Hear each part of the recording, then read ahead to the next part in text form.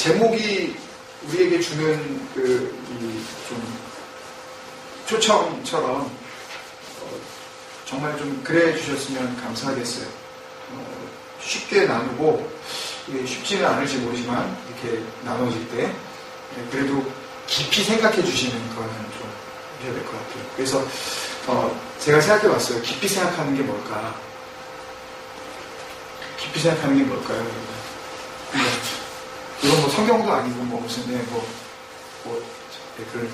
신앙적인 것도 아니니까 깊이 생각하는 게 뭘까요? 기억할 수 예? 기억할 수 있게 계속. 그냥 좀 간단하게 뭐 그렇게 좀 간단하게 좀. 노미네이트. 예? 예? 노미네이트. 아니요 그렇게 너무 또 막 영어 단어 이런 거 안 나오고 그렇게 안 될까요? 깊이 생각하는 거는 좀 자주 생각하는. 깊이 생각하면 자주 생각하는 거예요. 이게 자주가 이 빈도수가 어느 정도냐 하면 아까 말씀하신 것처럼 계속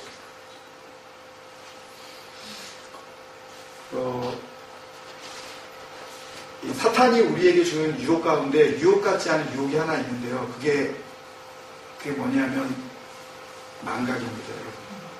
잊어버리는 거예요. 우리는 그거를 그냥 자연스러운 현상이라고 생각하실지 모르지만 잊어버림은 야고보서를 통해서 우리가 알 수 있는 것은 잊어버림은 분명히 유혹이에요. 그래서 지난주에 다 이해가 되셨는지 모르겠지만 기억한다는 거는요. 하나님께서 구약 성경을 통해서 굉장히 여러 번 말씀하셨어요. 나는 기억하는 하나님이라는 것. 하나님이 권념하신다. 하나님이 생각하신다. 하나님이 기억하사. 이런 말들이 구약 성경에 많이 나오는데 하나님은 기억하신 하나님이에요. 잊어버리지 않으세요.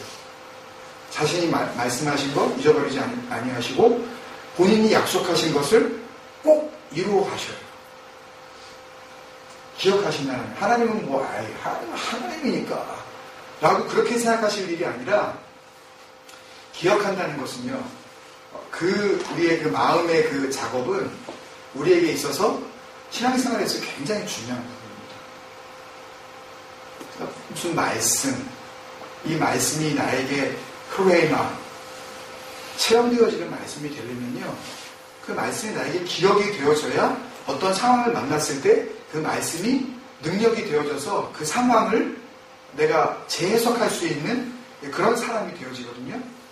기억하지 않으면 어떤 상황이 다가왔는데도 이 상황이 어떤 이유 때문에 무슨 까닭으로 나에게 왔는지 그냥 아무 생각 없이 그냥 시간이 지나게 되어져요. 그런데 말씀을 기억하고 주님께서 주신 은혜, 내가 반드시 이용해야 할 능력, 이런 평안의 능력, 이런 것들요 굉장히 많지만 또 사랑의 능력, 이런 것들을 우리가 잘 발휘하려면 기억하셔야 해요. 근데 기억한다는 것은 깊이 생각하는 거라고 저는 생각을 합니다. 그러니까 깊이 생각하려고 하는 사람이라면 기억하려고 해요. 또 깊이 생각하려고 하는 사람이라면 자주 생각하게 됩니다. 그래서 또 한 가지를 얘기하면 그것도 또 이제 혼돈하실 수 있으니까 딱 한 가지만 말씀을 드리면 언제나 저는 그렇게 생각을 해요. 제가 시편 119편도 그렇고 예수님의 비유설교도 그렇고 우리가 그 찬양한 것처럼 두 번째 찬양한 것처럼 찬양 중에 참 마음에 크게 도전이 되는 그 예배할 때 두 번째 찬양할 때 왜 뒷부분에 가보면 신령과 진리로 예배하리라 첫사랑의 그 감격으로, 그러니까 예배 드릴 때 언제나 그 예배가 첫 예배처럼, 그리고 또 신령과 진리로 예배하리라 예배 드릴 때 이게 마지막처럼 어떤 제 신앙과 목회의 좌우명이에요. 이게 처음이다. 그리고 이게 마지막이다. 때문에 더 이상 나에게는 기회가 없다. 언제나 그런 마음으로 이렇게 주님 앞에서 그렇게 살아가려고 하는데요. 특히 이 주님의 비유설교, 이런 식으로 모든 설교를 이렇게 계획적으로 쭉 이렇게 처음부터 끝까지 한번 다 해보는 그런 기회가 저는 없었어요. 저는 신앙생활 하면서 한 번도 없었습니다. 그리고 시편 119편 같은 그런 경우는 워낙 말씀 자체가 적용하기가 어렵고 딱딱하기 때문에 시편 119편을 이렇게 연속적으로 이렇게 한국 목사님들이 잘 인용을 안 하셔요. 본문으로요. 왜냐하면 성도들이 재미없어하고 당연히 뭐 그렇게 될 거는 뻔하기 때문에 되도록이면은 이쪽에서도 보고 저쪽에서도 보고 이제 그렇게 이제 하게 되어지는데 그런 의미에서 비유 설교에 대한 우리 같이 묵상하는 것도 처음이자 마지막이다 이렇게 좀 생각을 해주시고 이게 좀 무리한 부탁인가요?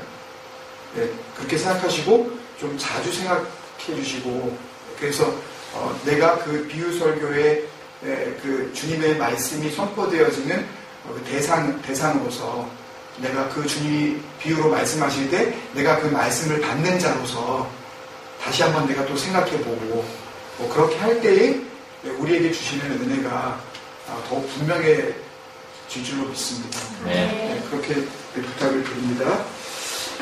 본문 말씀 아까 읽었는데요. 시간 관계상 41절, 42절 두 절만 우리 한 번만 더 읽겠습니다. 41절, 42절 한 목소리로 같이 읽겠습니다. 시작. 이르시되 빚주는 사람에게 빚진 자가 둘이 있어 하나는 500데나리온을 졌고 하나는 50데나리온을 졌는데 갚을 것이 없으므로 둘 다 탕감하여 주었으니 둘 중에 누가 그를 더 사랑하겠느냐. 아멘. 본문을 이렇게 읽어보시면 상황을 금방 이해할 수가 있습니다. 이유가 뭔지는 모르지만 웬만해서는 그런 일들이 자주 없는데 한 바리새인이 예수님을 이제 초청을 한 거죠. 식사 대접을 하겠다고. 거기에 이름 모를 한 여인이 등장을 했는데 그 여인은 다 누구든지 다 그렇게 알고 있는데 37절에 보면 죄를 지은 한 여자라고 이렇게 되어 있는데 결국은 sinner라고 이렇게 영어 성경은 번역을 했고 헬라어 원문 성경에 보면 죄에게 복종한 한 여인 이렇게 되어 있기 때문에 누가 보더라도 이 여인은 당시의 그 상황으로 봤을 때 죄인이라고 취급받을 만한 그런 여인이었다. 그런데 이제 이렇게 이야기를 하면 대개 이제 복음서에서 나온 죄인들 크게 이제 두 무리로 나누는데 바리새인들이 이야기한 죄인들이라는 것은 두 부류로 나누는데 하나는 세금 걷는 세리고 또 하나는 거리의 여인, 이 창기 둘을 그렇게 본단 말이죠. 그래서 이 구절만 놓고 많은 설교자들이 뭐라 그러냐 하면 이 여인은 몸을 파는 여자였다 라고 그렇게 그냥 해석을 해버리고 맙니다. 그리고 듣는 성도들도 그렇구나 라고 그냥 그 말씀을 그냥 받아버리고 마는데 사실은 알 길은 없어요.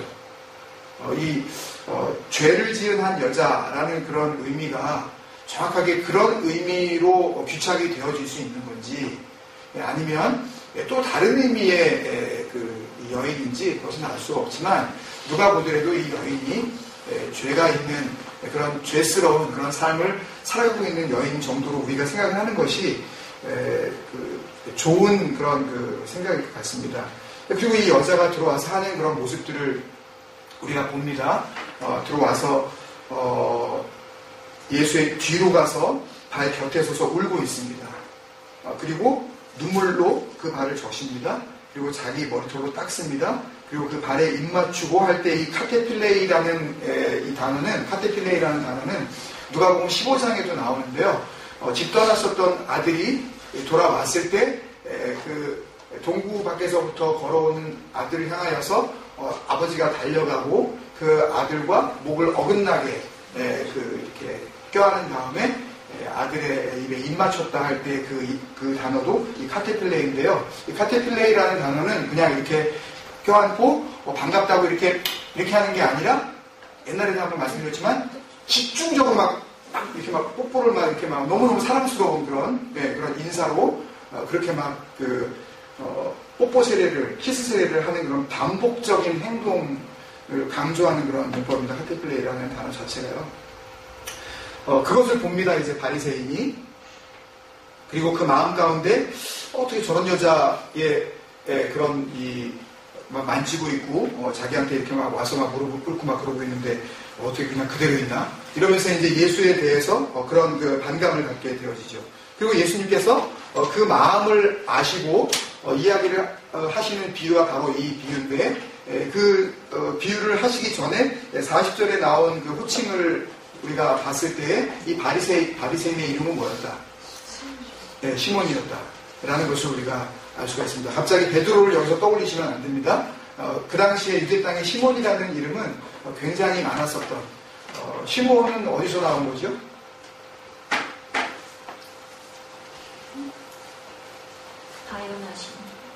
바요나 시몬이요? 아니 어디서 나온 거냐고요? 시몬 출처가 어디죠? 뭐 그거는 오늘 중요한 건 아니지만 어디서부터 야곱의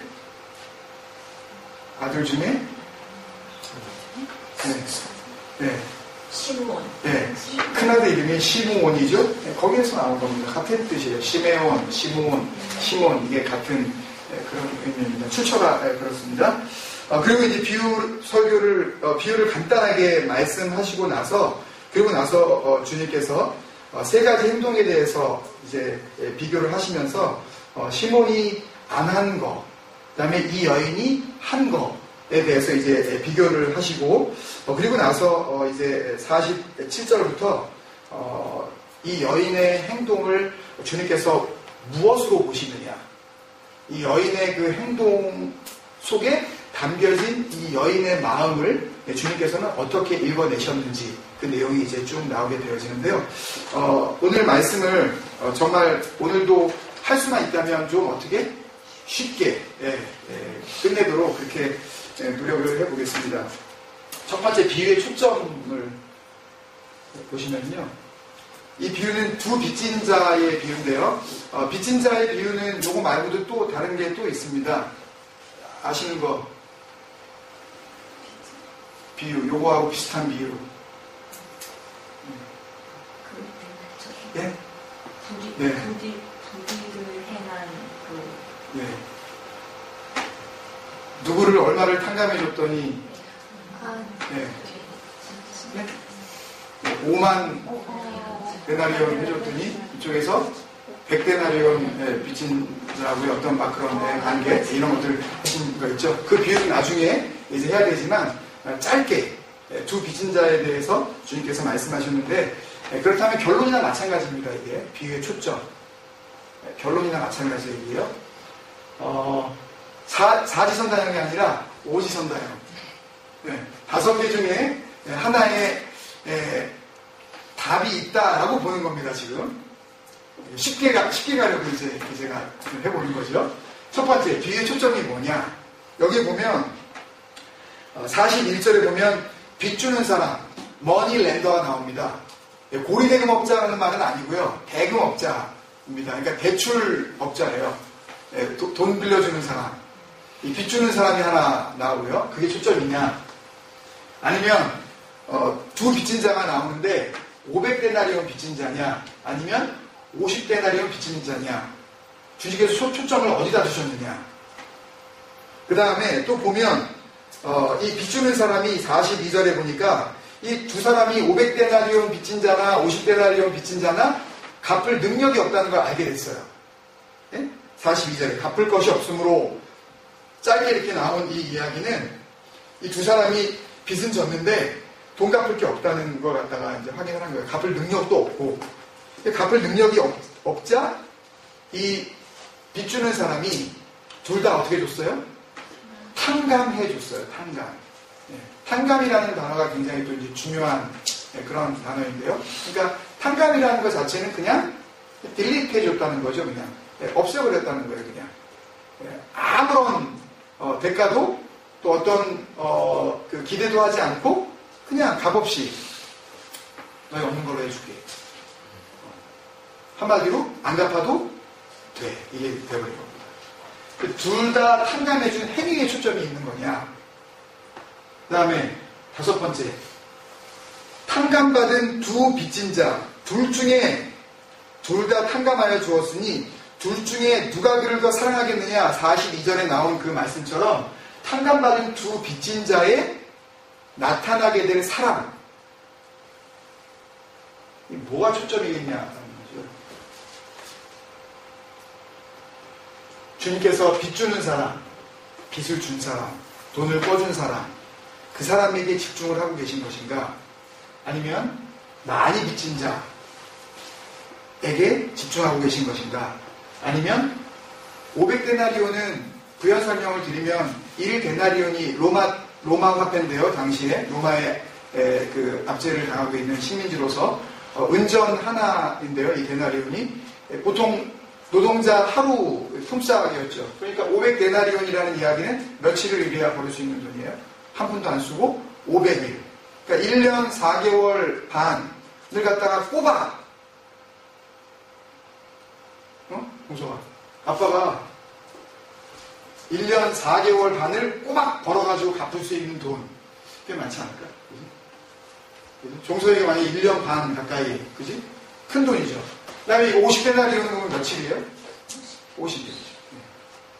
이거 조금 좀 퍼석을 하지 않을까요, 이건요? 어떻게 좀 잘 좀 견뎌보면? 예? 하루에 뭔가 갖다가 반씩만 쓰고 뭐 이렇게 한 100일쯤 지나고 나면 뭐 갚을 가능성이 조금 보여요, 이건요. 그죠? 안 보여요. 그죠? 하여튼, 네, 조금 보여요. 제가 보기에는 좀 가능성이 보여요. 갚을 가능성이 좀 보여요. 그럼 갚을 가능성이 있는 이 사람에게 집중이 되어 있는 것이냐? 아니면 그 탕감해준 그 자체에 주님께서 이것을 말씀하시려고 이 비유를 말씀하신 것이냐? 아니면 탕감받은 두 빚진 자가 어떻게 사랑을 표현하게 되느냐? 둘 중에 누가 더 사랑하겠느냐? 500데나리온 빚진 자가 더 빚주는 사람을 사랑하겠느냐? 50데나리온 빚진 자가 빚주는 사람을 더 사랑하겠느냐? 일단 넘어갑니다. 그리고 그들이 알거나 모르고 있었던 사실들입니다. 그들이 알거나 모르고 있던 사실.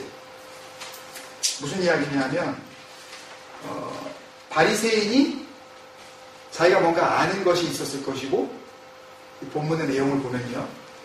또 모르고 있는 것이 있는 것 같고 또 이 여자대로 뭔가 아는 것 같고 또 뭔가는 모르고 있는 것 같기도 하고 그리고 예수님께서는 뭘 아시고 계시는지에 대해서 우리가 그냥 이 중간 단계로 결론에 도달하기 전에 한번 봤으면 좋겠습니다.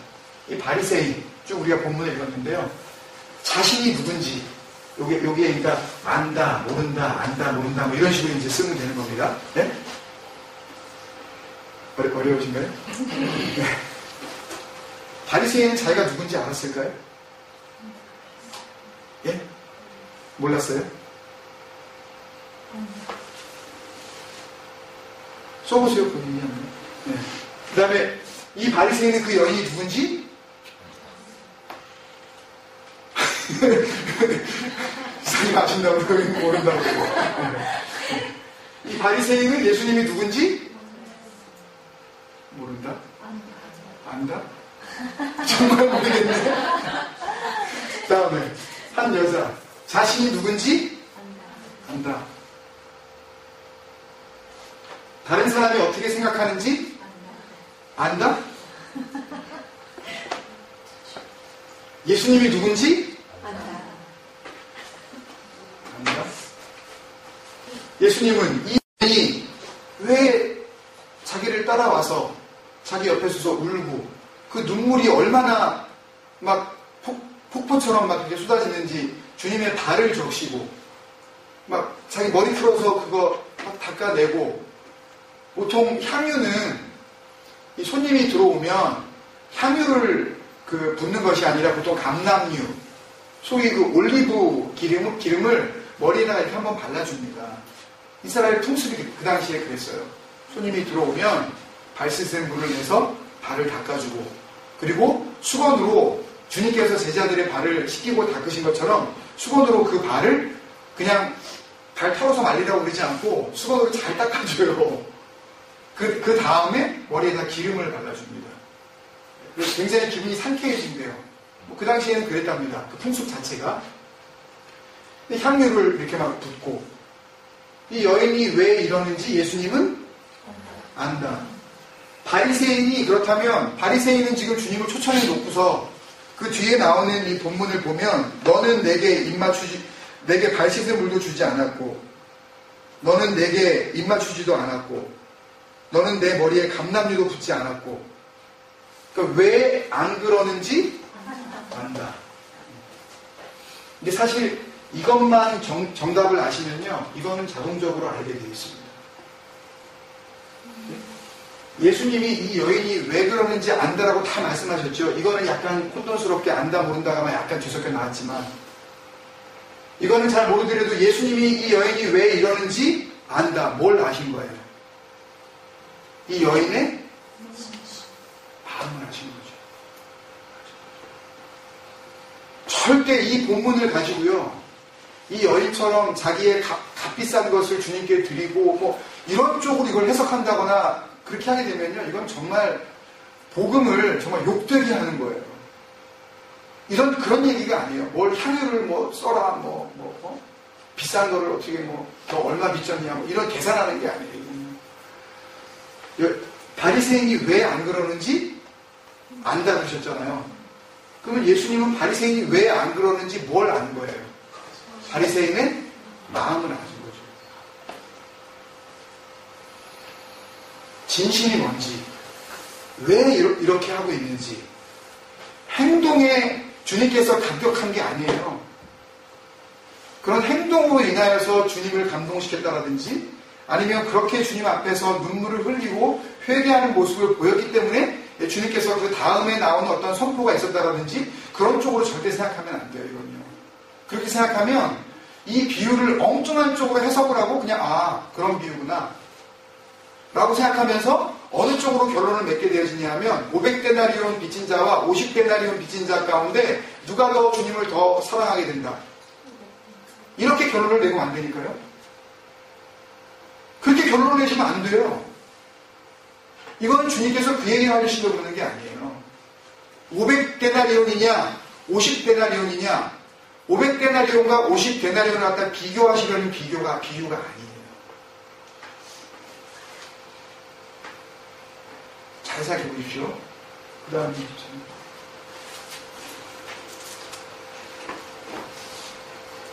비유를 통한 주님의 평가. 주님께서 이제 마지막에 말씀하시는 그 47절부터 50절까지의 내용을 봤을 때에 주님께서는 이 현장에 있는 이 두 사람을 어떻게 생각하시느냐. 바리새인은 스스로 뭐 없다고 생각하는 의인이고 죄 또 맞지만요 용서받을 게 없다고 생각하는 의인이고 용서받을 게 없다고 생각하는 의인이고 이 여인은 스스로 뭐 없다고 생각하는 죄인이었던 것입니다. 주님께서 보시기엔 그렇게 보셨다고요. 뭐가 없었을까요? 칭찬. 예? 칭찬받을 게? 요거하고 좀 비슷합니다. 요 위에 거. 누가 보더라도 죄인이라고 할 만큼 그런 죄인인 한 여인이 눈물을 흘리면서 바리새인은 스스로 용서받을 게 없다고 생각하는 의인이고요. 이 여인은 스스로 용서받을 수 없다고 생각하는 죄인이었습니다. 나는 주님 앞에 용서받을 수 없는 죄인입니다. 나는 용서받을 만합니다. 나는 50데나리온 정도니까 파시빌러티가 조금 있습니다.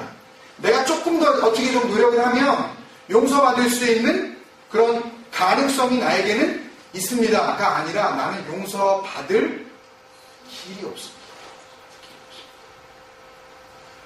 이 여인이 와서 울면서 주님 앞에서 그렇게 엎드린 것은 용서받으려고 온 게 아니라는 얘기예요. 제가 아까 말씀드렸죠. 말씀 시작하기 전에 아무것도 계산하지 않는다. 주님 앞에 정말 주님을 주님이라고 생각하면서 나아가는 사람은 아무것도 기대하지 않습니다. 아무것도 계산하지 않아요. 아무것도 보상을 기대하지 않습니다. 어떻게 하는 거예요? 그냥 나아가는 거예요. 여러분, 그게 신앙입니다. 여러분, 그게 믿음이에요. 그냥 나가는 거예요. 무슨 일이 어떻게 벌어질지 몰라요. 단지 뭐만 아는 거예요. 내가 용서받을 길이 없다는 거는 내가 아는 거예요. 다른 거는 몰라. 무슨 일이 일어날지 몰라. 여러분, 그걸 아십니까? 나는 용서받을 길이 없는 죄인이다. 용서받을 가능성이 있다. 그래, 내가 목사도 하고 내가 말이야. 이렇게 내가 그래서 말씀을 전하고 내가 야, 별 같지도 않은 교회 참 이렇게 헌신하고 막 이러는데 이 정도면 주님께서 그래도 내가 나의 진심을 알아주셔. 이런 아무런 계산이 없는 거예요. 이게 부모와 자녀 사이에도 계산을 하잖아요. 응? 내가 너한테 어떻게 해줬는데 너 나한테 이럴 수 있어. 우리는 그런 말 안 하시는지 모르겠지만 이렇게 드라마나 이런 데 보면 뭐 그런 얘기 나오잖아요. 우리는 그런 얘기 안 하시겠지만 또 애들은 또 뭐라 그래요. 아니 엄마 아빠가 요번에 이거 올 A 받아오면 엄마 뭐 해준다며. 뭐 얼마짜리 뭐 해준다며. 그러니까 그런 것이 무조건 나쁘다는 그런 의미가 아니라 우리의 삶 가운데 은연중에 모든 것을 계산하게 만들어 놨다고요. 악한 영은. 내가 이렇게 해주면 이 사람은 이렇게 나에게 해주기를 은연중에 바라게 되어지는 그런 마음들이 자연스럽게 우리 안에 뿌리를 내리고 있어요. 그런데 진정한 성도 간의 교제는요, 아무것도 다르지 않아요. 여기서 주님께서 그의 사랑함이 47절에 그의 사랑함이 많음이라고 할 때 그 사랑함, 우리가 잘 아는 단어잖아요. 아가파오라는 그런 단어인데 아가페라고 우리가 알고 있는 아가파오라는 사랑함이라는 동명사인데요. 사랑함, 아가파오라는 단어인데 이 사랑이 뭐겠어요? 어떤 사랑이에요? 조건을 다르지 않는 사랑합니다. 그냥 무작정 사랑하는 거 아니에요. 어떻게 될지 모르면서.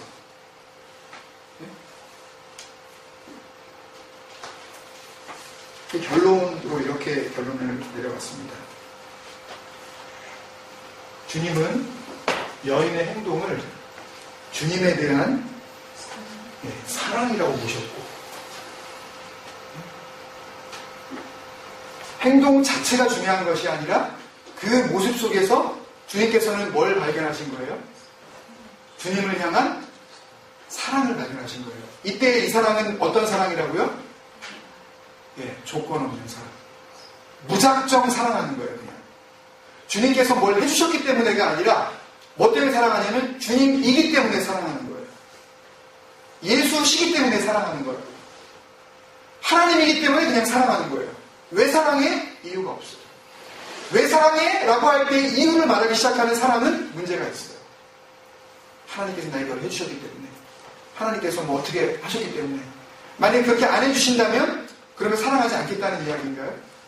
물론 그런 말은 아닐지 모르지만 진정한 사랑은요, 여러분, 정말 순전한 믿음이라는 것은 그런 거예요. 그런 거예요. 앞뒤를 가리지 않는 거예요. 절대 계산하지 않는 거예요.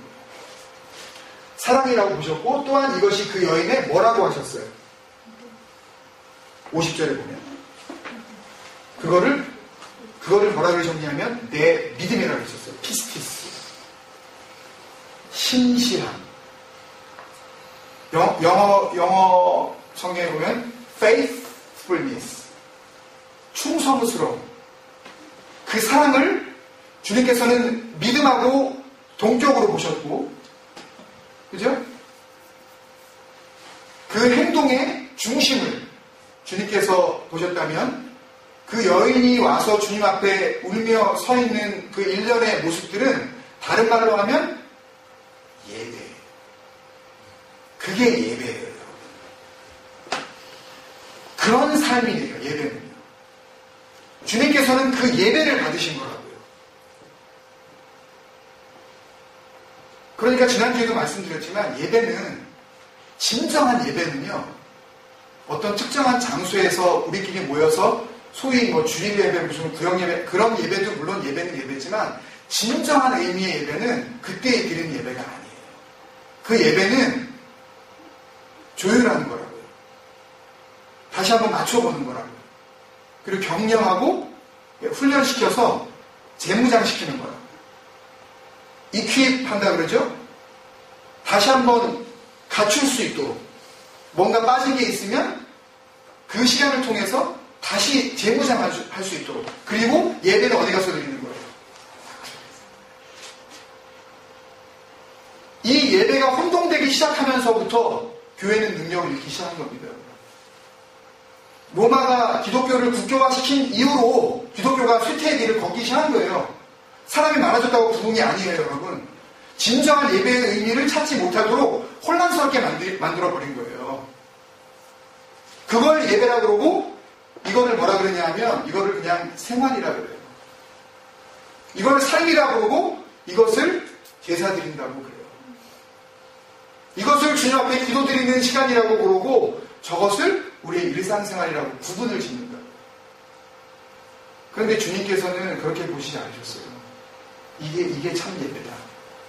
마음의 중심으로 드리는 이 모습이 진정한 예배다. 그것을 사랑이라고 하셔도 이것이 그 여인의 믿음이라고 하셨어요. 그러니까 참 예배를 드리지 않는 자는 주님을 참 사랑하지 않는 것이고 참 사랑하지 않는 자는 참 믿음이 없다는 이야기입니다, 여러분.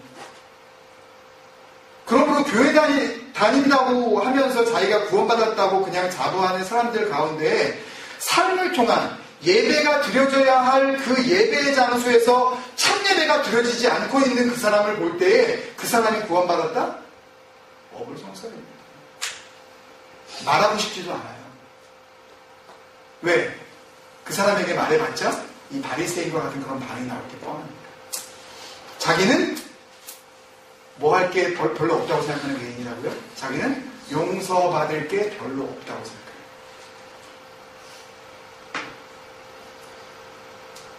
그로 말미암아 뭐와 뭐를 얻게 된 것입니다. 주님께서 내 뭐를 받았느니라? 죄사함을 받았느니라. 그리고 내 믿음이 너를 어떻게 했다? 구원하셨습니다. 그 다음에 어떻게 해라? 평안히 가라 할 때 이 가라는요 트래블입니다. walk through 이런 의미가 아니에요. journey의 의미입니다. 이제부터는 평안의 여행을 해라. 내가 다시 오는 그날까지, 네가 내 앞에 서는 그날까지 너 인생의 모든 여행 가운데 무슨 능력을 붙잡고 살아라? 평안의 능력을 붙잡고 살아라. 여러분, 결국 참 예배는 참 사랑이고 참 사랑은 참 믿음이며 참 믿음은 진정한 죄사함이고 진정한 죄사함이 진정한 구원을 가능하게 하는 것이고 그 진정한 구원 가운데 살아가는 사람은 어떤 능력으로? 평안의 능력으로 주님 앞까지 삶의 여행을 해나가는 사람인 줄 믿습니다. 간절히 소망합니다. 이 비유를 통해서 주님께서 500데나리온 빚졌느냐? 그러면 저 여인이 500데나리온 빚진 것이냐? 그럼 너는 50데나리온 빚진 사람이냐? 라고 누군가에게 이 많고 적은 데나리온의 어떤 빚을 할당해주고 그것을 비교하시려는 말씀이 아니에요. 이 말씀은, 이 비유는 이 바리새인을 비웃는 비유입니다. 너는 50데나리온 받았다고 생각을 하고 너는 덜 사랑하냐? 저 여인은 500데나리온 받은 여자니까 더 사랑하는 것 같냐? 그런 이야기가 아니다. 이 비유는요, 오히려 이 비유를 통하여서 우리를 어떻게 하시려는 것이 아니라 정말 죄 없다고 생각하는 사람들을 향하여서 이 비유를 통해 너는 도대체 주님 앞에서 어떻게 살아가고 있느냐를 묻으시는 질문이에요. 이 비유 안에 담긴 내용이 이 비유를 통해서 비교를 하시려는 것이 아니고 이 비유를 통해서 이 바리새인을 비웃으시려고 하신 거죠.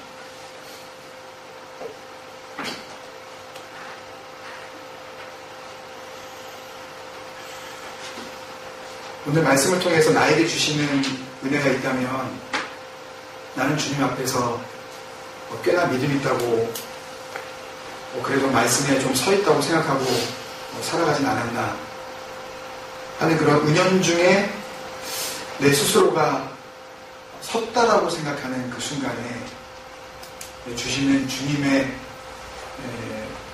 도전이라고 생각을 합니다. 우리가 주님 앞에서 이 말씀을 듣고 그렇다면 내가 죄가 많다라고 생각하는 게 좋겠구나 라고 그렇게 반응하실 것이 아니라 내 중심이 주님을 지금 얼마나 사랑하고 있는지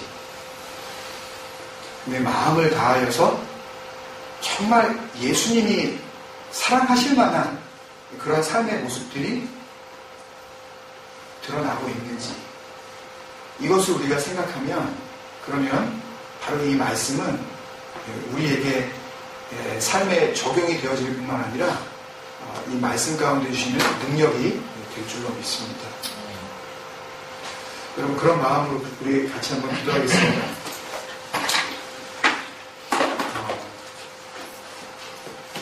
주님 앞에서 삶을 통한 예배가 우리의 진정한 사랑으로 그렇게 작동하게 하여 주옵소서. 주님을 사랑하면 그 사랑하는 그 마음이 삶의 예배 가운데 당연히 증거로 증명되어질 수밖에 없다는 거죠. 여러분 정말 주님을 우리가 사랑한다고 할 때에 우리가 우리의 삶을 통해서 우리의 삶을 보시는 그 주님 앞에 어떻게 살아야 할까요? 내가 만약 주님을 사랑한다라고 말을 하면서도 예배로 드려져야 할 삶의 현장 가운데 온전한 삶의 모습이 그 사랑이라는 증거가 나타나지 않고 있다면 그렇다면 나는 주님 앞에서 지금 이 시간 비웃음을 당하고 있는 바리새인과 아무것도 차이가 없는 그런 위치에 서 있다는 것을 우리가 알아야 됩니다. 정말 그래요, 여러분. 무슨 소용이 있겠어요? 아무리 자기 열심을 다해서 바리새인들의 열심 대단하잖아요. 그런 열심으로 살아간다 한들 주님 앞에서 아무것도 인정받지 못하는 그런 종교 행위만 늘상 하고 있는 그런 삶이 되어지고 있다면 그렇다면 무슨 의미가 있겠어요? 하루하루가요. 여러분 우리 삶을 한번 돌아봅시다. 주님 앞에 우리의 삶을 정말 드러내놓고 우리의 모든 것을 다 보고 계시는 그 주님 앞에서 주님께서 정말 참 사랑이라고 인정하지 못할 만한 그런 모든 삶들을 주님 정말 회개하고 싶습니다. 주님 앞에 다 내어놓고 그렇게 정말 이름 모를 죄인이라고 낙인 찍힌 이 여인이 하염없이 그렇게 눈물의 폭포수를 이룬 것처럼 눈물이 다는 아니지만 내가 주님 앞에서 통회하며 자복합니다. 우리 그런 마음으로 한번 기도했으면 좋겠습니다. 요한일서 우리 잘 아시는 말씀이잖아요. 1장 8절에 만일 우리가 죄 없다 하면 스스로 속이고 또 진리가 우리 속에 있지 아니할 것이요. 요한일서 1장 9절 우리가 너무 잘 아시는 거죠. 만일 우리가 우리 죄를 자백하면 저는 미쁘시고 오이로우사 우리 죄를 사하시며 모든 불의에서 우리를 깨끗게 하실 것이요. 그리고 10절 마지막으로 이런 말씀을 하시죠.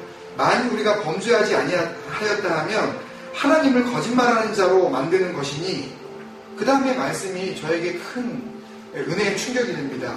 그의 말씀이 우리 속에 있지 않은 것이다.